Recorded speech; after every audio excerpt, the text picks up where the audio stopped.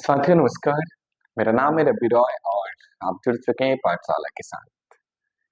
Pronounce की इस यात्रा पे हम चल रहे हैं सभी। और लास्ट लेक्चर में हमने बात करा था sir about definition of pronounce, है ना, और definition of personal pronounce, then after persons of personal pronounce and cases of pronounce. अगर आपने लास्ट लेक्चर अब तक देखा नहीं तो प्लीज आप पहले वो देख लेंगे। Then after come on this lecture, then after come to this lecture, link you will find in the description. Okay, okay. So without any delay, let's start the lecture. चलिए, आज के इस लेक्चर में हम बात करेंगे sir about interrogative pronoun and demonstrative pronoun. Sir माफ करना, not demonstrative, relative. Okay, interrogative and relative, because ये दोनों एक दूसरे से ना बिल्कुल जुड़ा हुआ है सर। ये दोनों एक दूसरे से एक ही मतलब मीनिंग तो डिफरेंस होता है, पर जो वर्ड्स होते हैं ना जिन वर्ड्स की हम बात करते हैं सर, वो काफी हद तक एक दूसरे से मिलता जुलता होता है। दैट्स व्हाई हमने इन दोनों को कंबाइन कर दिया सर। ठीक है, okay, let's go it. The first that is interrogative pronoun. Okay.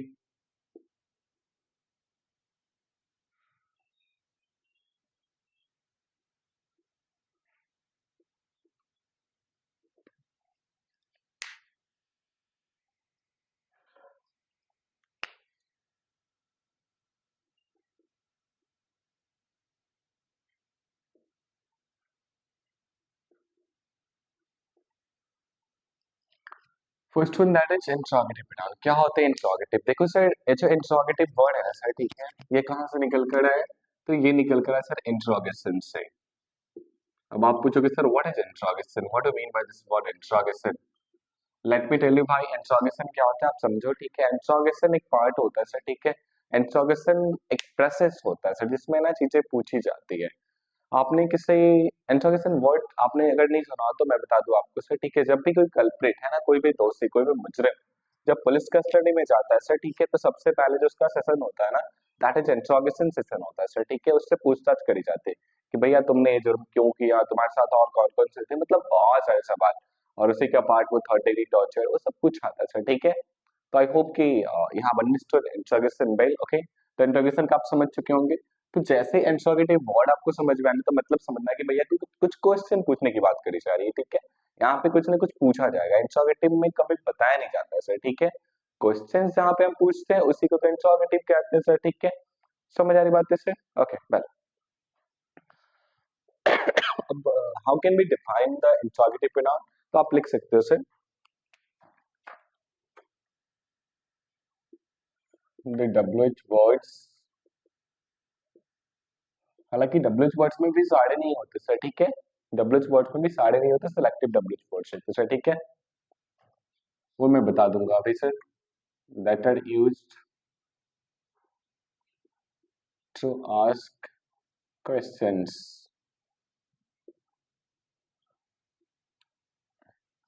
The WH words that are used to ask questions are called interrogative pronouns। ठीक है, कौन कौन होते हैं वो सर? सर who होते हैं, what होते हैं, whom होते हैं सर, which होते हैं सर, एंड whose होते हैं सर। तो ये जो पांच हो गए ना भाई साहब, ठीक है, ये डब्ल्यूएच भाई साहब फाइव हो गए ना सर डब्ल्यूएच वर्ड। ठीक है, इन सभी को हमने बोला सर इंट्रोगेटिव प्रोनाउन। अब इसको डब्ल्यूएच वर्ड क्यों बोलते हैं सर? तो all the words are starting with the letter WH. आप देख लो ध्यान से, W H W H W H W H W H. और इसी वजह से ना सर इन्हें डब्ल्यू एच वर्ड्स भी बोला जाता है, बिकॉज जो स्टार्ट होते हैं ना वो डब्ल्यू एच से ही स्टार्ट होते हैं। और कोई इन लोगों के पीछे इन मतलब इसको डब्ल्यू एच बोलने का इन सबको ना कोई कारण नहीं होता सर। ठीक है, the words start with W H. Okay, that's why we say W H words. Okay भाई, चलिए। तो मेनली जो होते हैं ना सर यही फाइव इंट्रोगेटिव प्रोनाउंस, इन सबको कंसीडर करा जाता है सर। ठीक है, चलिए आगे बढ़ते हैं सर। जैसे हमने कैसे क्वेश्चन करना सर, ठीक है, कैसे हम पूछते हैं सर, यूजुअली जो आप सेंटेंसेस यूज करते हो सर, एक और छोटा सा एग्जांपल मैं आपको बता दे रहा हूँ sir.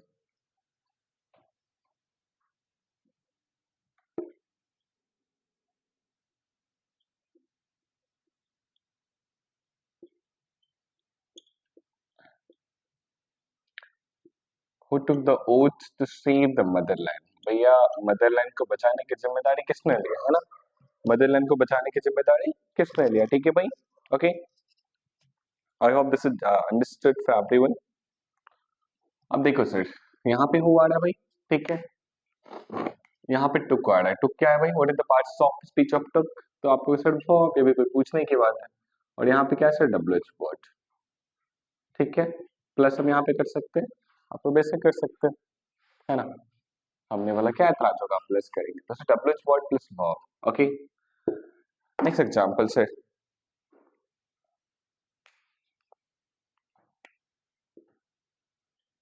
which is the winning team।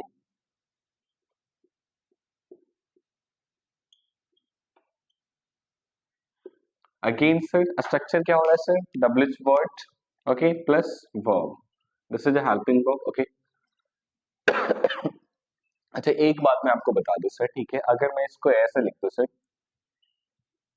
which boy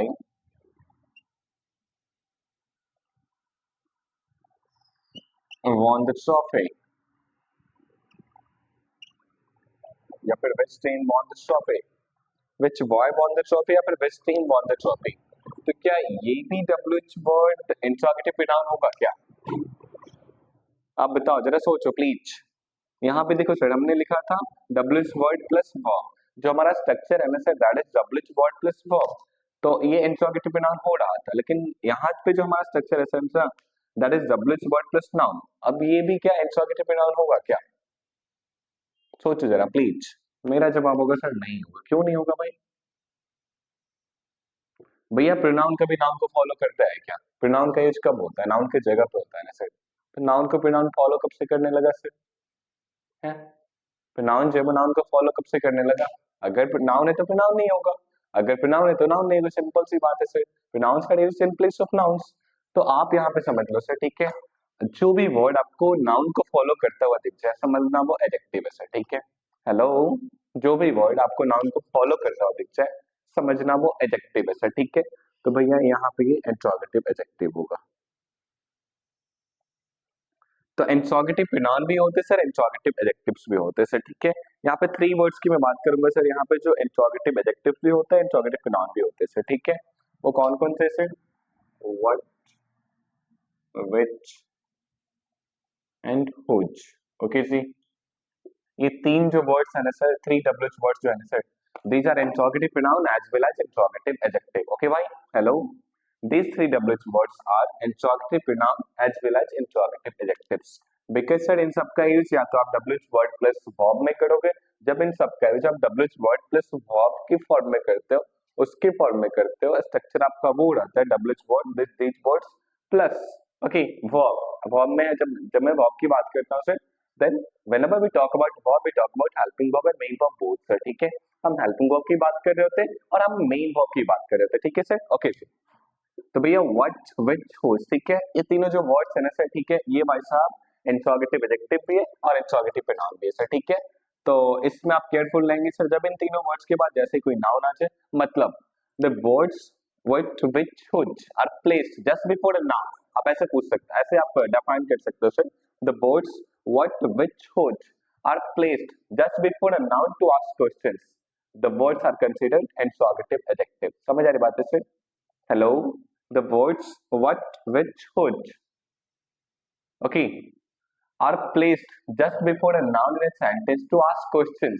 The WH words, it means what, which, which are considered interrogative adjectives. Sir ठीक है, ओके जी। इंट्रोगेटिव प्रोनाउन और इंट्रोगेटिव एडजेक्टिव दोनों को साथ में मिलकर पढ़ना जरूरी था सर, ठीक है। तो जैसे इन तीनों वर्ड्स के बाद कोई नाउन आ जाए, क्वेश्चन पूछते समय, ठीक है, तो आप समझना कि वो इंट्रोगेटिव एडजेक्टिव हो गया। और जैसे इसके बाद कोई वर्ब आ रहा है, मतलब जैसे मैं एक और एग्जांपल लिख रहा हूँ सर, ठीक है। Okay, let me erase it.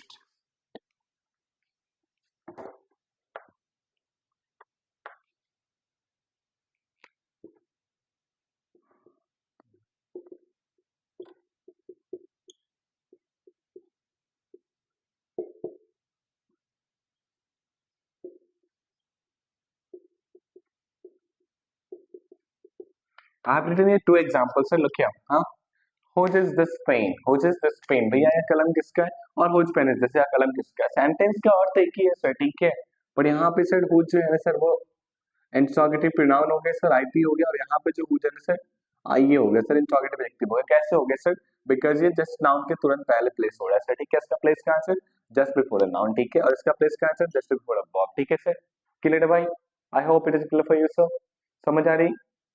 नहीं समझ आ रही, बिल्कुल ध्यान से समझोगे सर। जैसे ही ना ये तीनों जो वर्ड्स को आप देख लो सर, व्हाट और विच और हुज, ठीक है, इन तीनों के तुरंत बाद अगर कोई ये तीनों का जो पोजीशन है सर, वो नाउन के तुरंत पहले हो, मतलब नाउन को क्वालिफाई करने का काम एडजेक्टिव करता है सर। एडजेक्टिव हमेशा, एडजेक्टिव की जो पोजीशन होती है sir, that is always just before noun, ठीक है, वो तुरंत नाउन के तुरंत पहले आता है। जैसे मैं बोलता हूँ सर काइंड गर्ल, काइंड कहाँ आ रहा है? गर्ल के तुरंत पहले आ रहा है सर। मैं बोलता हूँ सर इंटेलिजेंट बॉय, इंटेलिजेंट कहाँ आ रहा है सर? बॉय के तुरंत पहले आ रहा है सर। इन दिस वे आप अंडरस्टैंड इट, ओके भाई? चलो लेट्स गो इट। तो सर इंट्रोगेटिव प्रोनाउन की कहानी यहाँ पे होती है समाप्त, ओके जी। और हम आगे बढ़ते हैं से अपने नेक्स्ट टाइप की ओर, that is relative pronoun. Relative pronoun, okay, what is relative pronoun? तो this is our type number 3। First type हमने क्या बात करा था? Personal pronoun. सेकंड टाइप हमने क्या बात करा था? Interrogative pronoun. और this is type number 3, that is relative pronoun, okay जी। तो ये क्लियर रखोगे आप। रिलेटिव, देखो वर्ड्स यहाँ कहाँ से आ रहे हैं वर्ड्स? रिलेटिव जो वर्ड है ना सर, वो रिलेट से बना है। यहाँ पे कुछ ना कुछ रिलेट करने की बातें करी जाएगी सर। क्या रिलेट करा जाएगा भाई, है ना? क्या रिलेट करा जाएगा देखते हैं सर, ओके जी। चलो भैया, हम कहते हैं सर, यहाँ पे भी डब्ल्यू एच वर्ड्स की हमने पहले ही बता दिया था कि डब्ल्यू एच वर्ड्स की बात होने वाली है sir. When the W H words,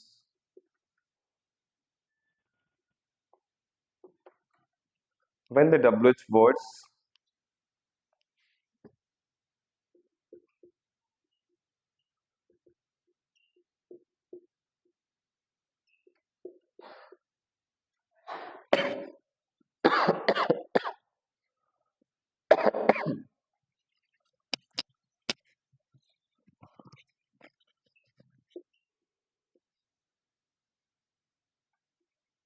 how many? 1 2 3 4 5 6, हाँ जी सर, ये 6 डब्ल्यू एच वर्ड्स की बात होगी यहाँ पे, ओके जी। ये 5 तो वो इंट्रोगेटिव प्रोनाउन वाले भी है, एक यहाँ पे हमने ऐड करा है सर सिर्फ वेयर, ठीक है, एक और यहाँ पे दैट भी ऐड होगा, ठीक है सर। तो दैट डब्ल्यू एच वर्ड्स नहीं है ना, उसको हमने दैट्स व्हाई हमने यहाँ पे लिखा है सर, ठीक है। तो दैट भी यहाँ पे आप यूज कर ही लो। Are placed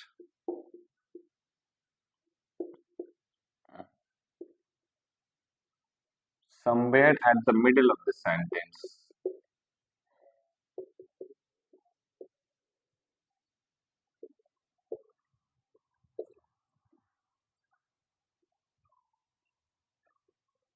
The words are considered,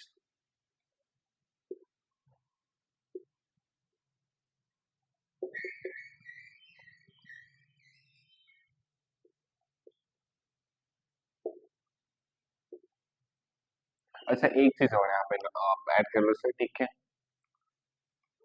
To show relation between, relation with mentioned noun.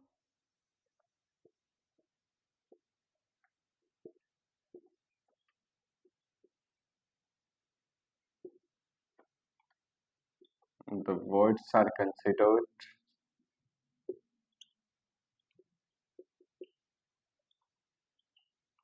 relative pronoun.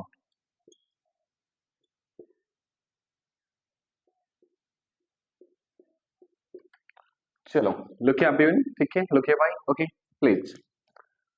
हाँ हमने कहा sir when the W H words, कौन सी डब्ल्यू एच वर्ड्स है? Who, what, which, which, whom and where, okay.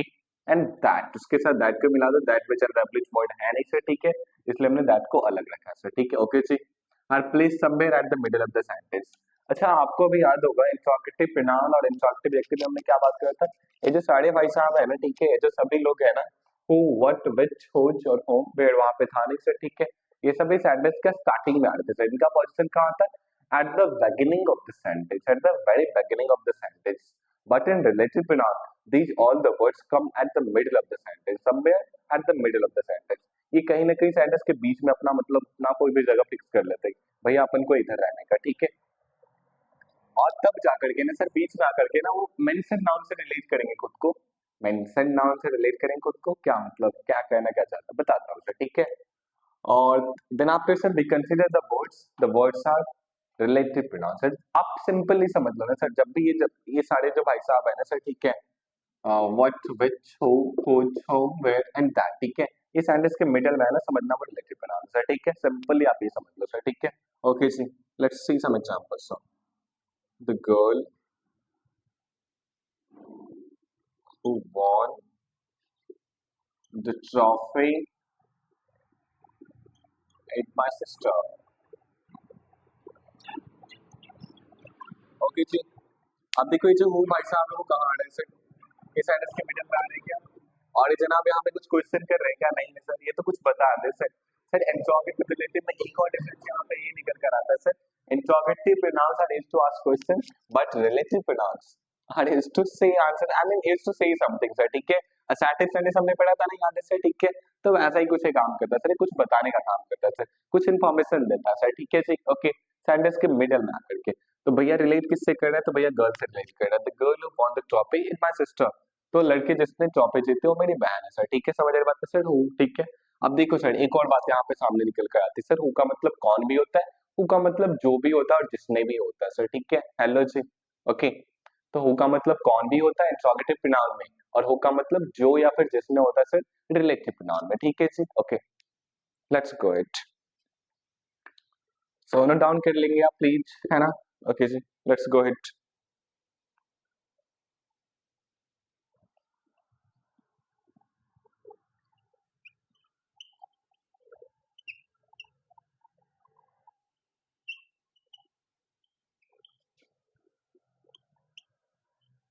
अच्छा, ये वाला जो सेंटेंस है ना सर, वो तो आपने अक्सर ही सुना होगा सर, है ना, हमारे टीचर्स अक्सर बोला करते भैया पे अटेंशन व्हाट आई से, समझ रहे बात है sir, pay attention to what I से, हाँ, उस पर ध्यान दो जो मैंने कहा, ओके सी, व्हाट, है ना, व्हाट कहाँ आ रहे जनाब, ठीक है, सेंटेंस के मिडल में आ रहे हैं, और ये कुछ बता रहे हैं सर, कुछ इंस्ट्रक्शन, मतलब क्वेश्चन तो नहीं पूछा जा रहा सर, ठीक है, क्वेश्चन पूछा जा रहा है क्या? नहीं ना सर, ठीक है, तो भैया क्वेश्चन नहीं पूछा जा रहा मतलब इंट्रोगेटिव में तो है कौन? तो रिलेटिव है सर, ठीक है जी, okay.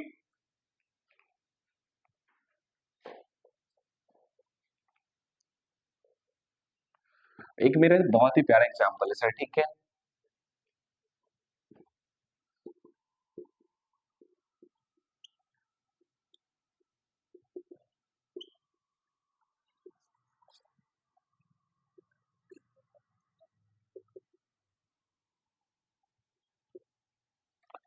an innocent smile that cost nothing, okay जी,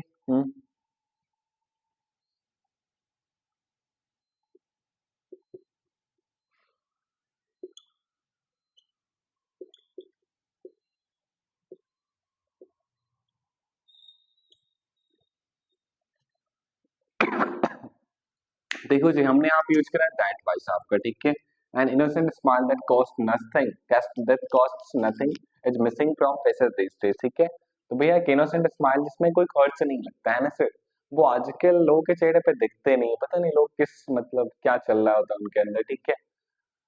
तो जी इनोसेंट स्माइल की मैं बात कर रहा हूँ, वो मतलब बेकार के हंसी की मैं बात नहीं कर रहा हूँ सर, ठीक है, okay. Innocent smile that cost nothing, तो दैट के यूज हमने कहाँ पे करा सर? अच्छा, दैट को हमने किससे रिलेट करा सर? एन इनोसेंट स्माइल से, जो है कौन सर? नाउन सर, ठीक है, ऑलरेडी मेंशन करा जा चुका है सर, तो हमने देखा था सर टू शो रिलेशन में मेंशन नाउन, मेंशन नाउन का मतलब जिसकी चर्चा पहले से करी जा चुकी है सर, ठीक है, हेलो जी। दैट का मतलब यहाँ पे जो हो गया सर, ठीक है जी, है ना। व्हाट का मतलब जो होता है सर, दैट का ही मतलब जो होता है, व्हाट का मतलब क्या भी होता है ना, और व्हाट का मतलब जो भी होता है, ओके, और दैट का मतलब तो जो होता है सर, ठीक है, okay ji.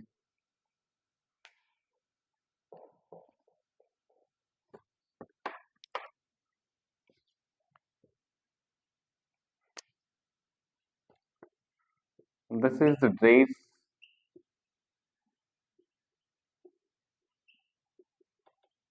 which I was looking for।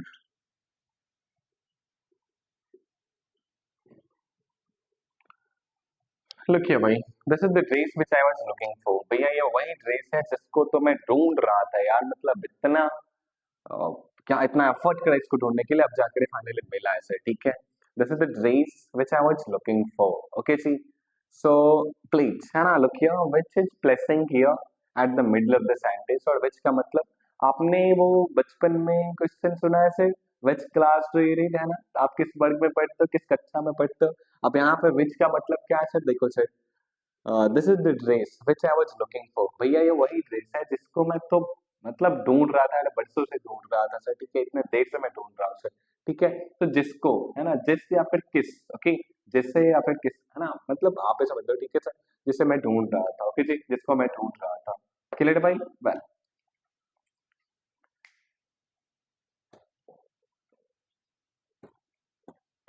मुझे लगता है कि अब हमारी कहानी यहीं पे समाप्त होती है सर, ठीक है। तो अभी हमने जो सीखा सर, ठीक है, that are relative pronoun and interrogative pronoun sir. Interrogative pronoun के साथ साथ हमने इंट्रोगेटिव एडजेक्टिव भी पढ़ा सर, ठीक है। अगले वीडियो में हम बात करेंगे कुछ और भी टाइप्स के बारे में, जो कि प्रोनाउन के ही टाइप्स होंगे, और कुछ और भी टाइप्स है जिनके साथ साथ हम उसके एडजेक्टिव फॉर्म भी पढ़ लिया करेंगे सर, ठीक है। ओके जी, तो आज की कहानी बस इतना ही sir. Let me do next day, है ना, let me do in the next video. Bye, good day.